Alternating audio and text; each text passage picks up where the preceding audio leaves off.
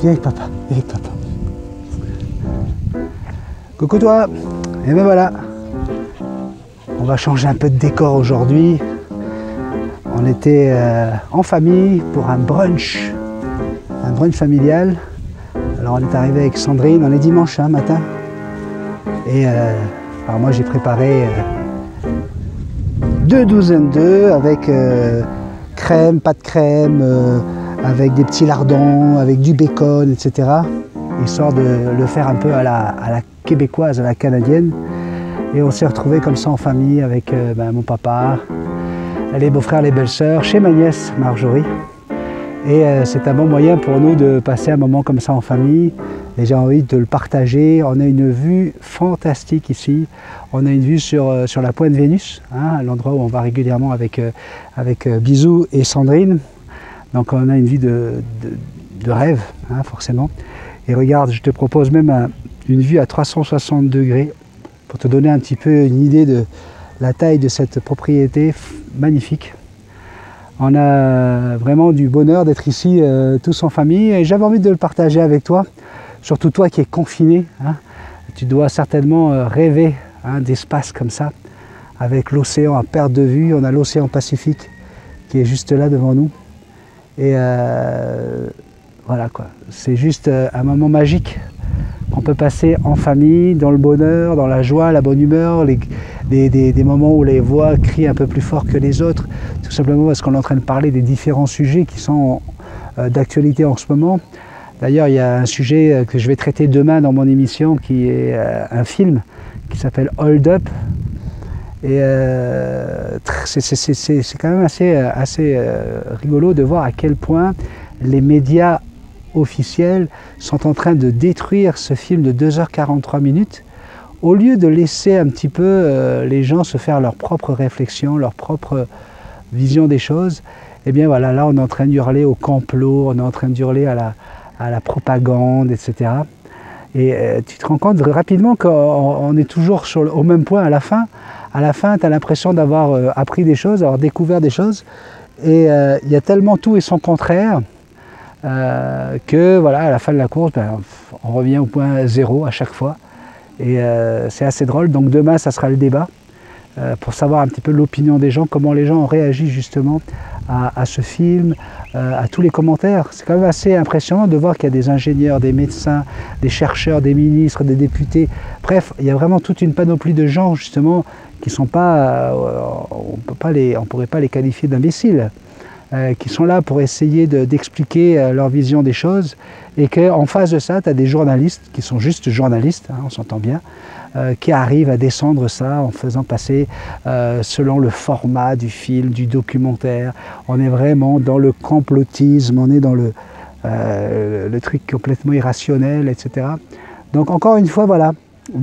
Personnellement, moi je suis animateur de radio, je ne me considère pas journaliste, je n'ai pas fait d'école de journalisme, mais il y a un moment donné où on a l'impression qu'on peut vraiment pas dire ce qu'on a envie de dire, on n'a plus le droit à la réflexion, on n'a plus le droit de penser, on n'a même plus le droit de penser, alors qu'il y a des choses qui sont tellement évidentes au niveau de l'incohérence des décisions qui sont prises. J'ai un copain qui s'est fait arrêter, vendredi soir parce qu'il rentrait d'une soirée avec des amis et il était tout simplement en retard de 15 minutes sur le couvre-feu. Et il s'est quand même pris une amende de 1 000 €. 1 000 €. Mais alors quand tu analyses ça, effectivement, il avait 15 minutes de retard sur le temps du couvre-feu parce qu'il a voulu rentrer plus tranquillement, doucement. Il ne voulait pas se retrouver dans la cohue de toutes les gens qui rentrent. Puis il s'est dit, oh 15 minutes, on ne me dira rien. Mais tu te rends compte qu'on lui fait payer 1 000 € pour avoir fait quoi? Avoir passé un moment avec des amis, avoir décidé de prendre sa voiture tout seul où il risque rien, tranquillement, il prend pas de risque pour la vie de qui que ce soit. Et on est obligé d'accepter de payer 1 000 € parce que on doit retourner chez nous comme un prisonnier en liberté provisoire, en liberté surveillée, doit rentrer à la prison le soir après son travail. Enfin, il y a un moment donné où je ne sais pas comment tu réagis à ça. Qu'est-ce qu'on a fait pour ça?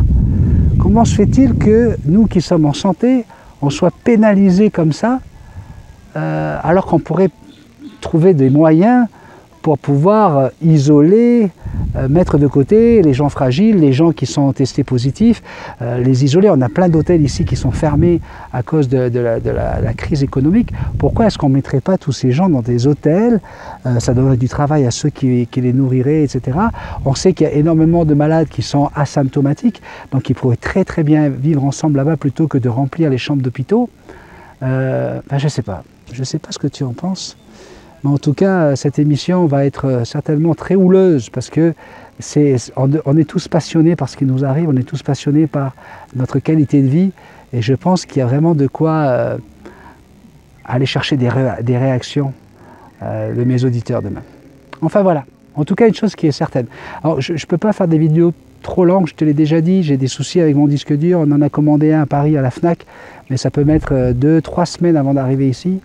C'est pour ça que je ne prends pas le temps de lire tous les messages en ce moment, mais j'avais juste envie de te partager avec toi ce magnifique ciel bleu, ces belles images. Et dans le bonus, je vais te montrer une maman.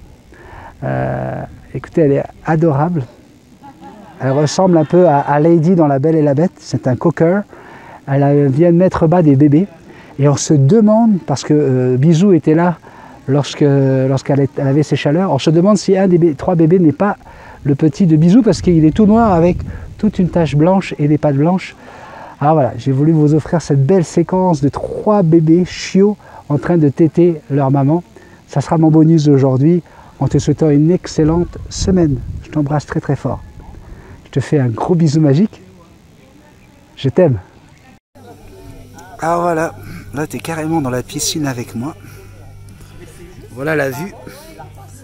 Vue sur Bisou qui est à l'ombre. Et pendant ce temps, tout le monde discute, tout le monde parle, tous les sujets de conversation. Voilà, on est tous là autour de la piscine.